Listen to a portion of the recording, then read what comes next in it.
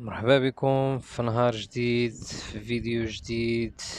اليوم غادي نشارك معكم طريقة عمل الشاورما. المهم قبل ما نبدا في التفاصيل ديال هذا الفيديو، الى عجبك الفيديو ديال اليوم ما تبخلش علينا بالضغط على زر لايك او سبسكرايب للقناة.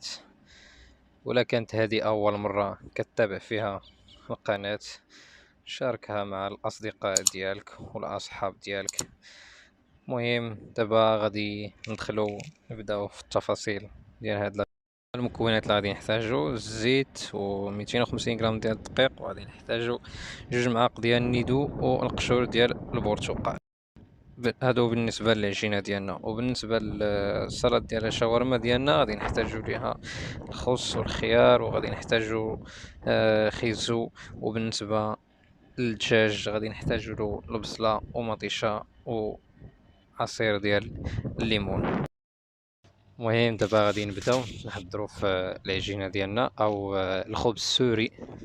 غادي نحضروا الخبز السوري اللي غادي نديروه في الشاورما ديال اليوم. المهم غادي نحط الماء والزيت وكذلك النيدو مع شويه ديال الملحه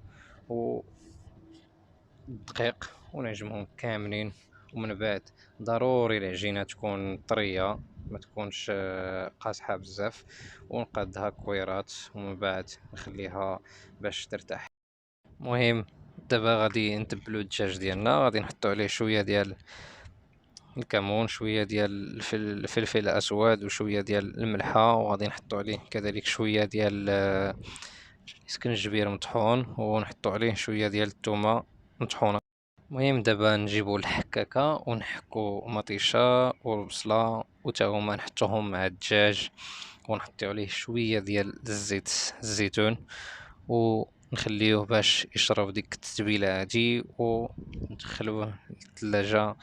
المهم راه بالنسبه للتتبيله الا كانت 7 ديال الساعات ولا 10 ديال الساعات وحطيتها في الثلاجه راه تيكون احسن، حيت كتعطي واحد المذاق اللي هو بنين. غادي نبداو نحضروا في لاصالاد او الحشوه اللي غادي نحطو مع الدجاج. غادي نحتاجو الخس وغادي نحتاجو الكرومب وغادي نحتاجو الخيار كذلك، وغادي نحتاجو آه، خيزو غادي نحكوه في الحكاكه حتى هو باش ما يكونش طريفات كبار. المهم بعد ما كنوجد هاد لاصالاد هادي كندخلها ونحطها في الثلاجه، ما غاديش نحط عليها لا ملح لا والو باش ما تطلقش الماء حتى الاخير.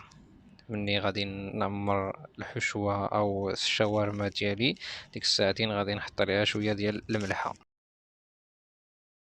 المهم ها هو العيش ديالنا كما كتلاحظوا. غادي تشوفوا معايا الطريقه باش كنصاوبوه. المهم بعد ما ارتاحت العجينه دابا غادي نفتحوها بالدلاك. دابا غنفتحوها بالدلاك ومن بعد غادي نطيبوها. من الاحسن الا فتحتوها شويه بيديكم من بعد تلعبوا بالعجينه باش تطلق. المهم من بعد كناخذوا واحد المقلاة ولا الطاسه، المقلاة كنحطوها وكنقلبوها باش هاد الخبز هذا يطلع زوين ويطلع كما العيش السوري او الخبز السوري.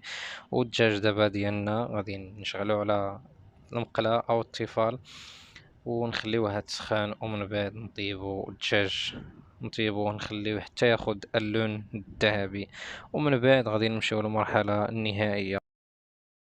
المهم بعد ما وجدنا كلشي، بعد ما وجدنا لا صلاد، بعد ما وجدنا الخبز ديالنا كما كتلاحظوا، بعد ما وجدنا الدجاج حتى هويا، ودابا غادي نبداو نعمرو لي سندويشات ديالنا. المهم غادي نحتاجو ليهم المايونيز وغادي نحتاجو كذلك شويه ديال الكيتشوب. هذا اللي كيبغي الكيتشوب، واللي عنده مع الحار غادي يحط شويه ديال الحار كذلك، ولا اللي عنده المايونيز بالثومه راه غادي يحط المايونيز بالثومه الى كيعجبو، واللي بغى يحط شويه ديال الفريت كذلك راه غادي يحط شويه ديال الفريت. المهم دابا غادي نبداو في الطريقه ديال التعمار ديال هاد الخبز هذا. كناخدو الخبز ديالنا او الخبز السوري او التورتيلا. المهم كنحطو عليها شويه ديال المايونيز وكنحطو عليها كذلك شويه ديال الكيتشوب. من بعد كنحطو شويه من لاصالاد ديالنا اللي صوبت معكم. ومن بعد كنحطوا عليها شويه ديال الدجاج. وكما قلت لكم اللي عنده الفريت راه غادي يحط الفريت الى كيعجبو الفريت في الساندويتش، واللي ما كيعجبوش الفريت في الساندويتش وبغى يحطو على الجانب يحطو على الجانب. المهم هذا هو الساندويتش ديالنا او الشاورما ديالنا. بعد ما عمرنا الحشوة بعد ما عمرنا الخبز بالحشوة اللي قادينا، وهو كما كتلاحظوا معايا راه شي حاجه راه رائعه وفنه وبنينه. المهم كنتمنى يعجبكم لا فيديو ديال اليوم، ما تنساوش ديروا لي لايك وما تنساوش ديروا البارطاج وما تنساوش ديروا التعليقات الزوينه باش دائما تشجعوني باش ندير لكم جديد ان شاء الله، ونتلاقاو في فيديو جديد.